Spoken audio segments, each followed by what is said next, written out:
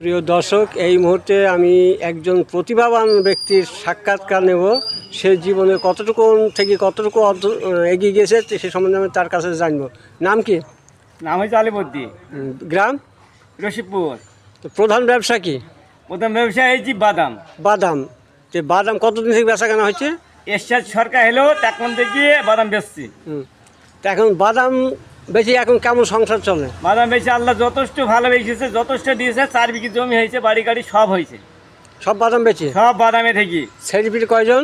ছেলেপিলে বর্তমানে এখন 2টা মেয়ে। এই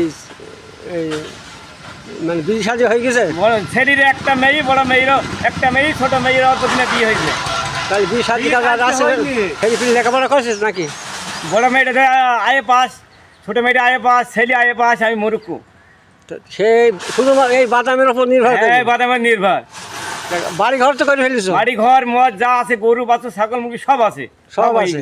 সবই বাদাম 2 লাখ হবে, বকনটা 1 লাখ হবে। এটা পাট বাসলাম, কচু লস। কচুতে বাঁশ? হ্যাঁ, কচু লস। তা 35,000 বিক্রি বেশিছি, 28,000 টাকা হয়েছে। বেশি অর্ধেক তুলেছে, কম অর্ধেক আছে। আর এটা 25 কাটা পাটে ডুবি গেছে। ডুবার পরে সেটা হবে 20,000 টাকা। আর 8 কাটা পাট কেটে হয়েছে 18,200 টাকা। তাহলে তোমার মতো যদি কেউ পরিশ্রম করে তাহলে সবাই তো আল্লাহ দিলি হবে। পরিশ্রমের আল্লাহর উপর নির্ভর। আল্লাহ দিলি হবে, পরিশ্রম করতে হবে। সুকুম ব্যবসা করি, এর সাথে সরকার হলো, এর সাথে হাত দিই। আমি সেদিন ব্যবসা করি, মজুদ করে এলি 700 টাকা পাট। এখন 700 টাকা নেয়, 4,000 টাকা পাটে মনে হলে আমার মনে হয়েছে না। ধন্যবাদ।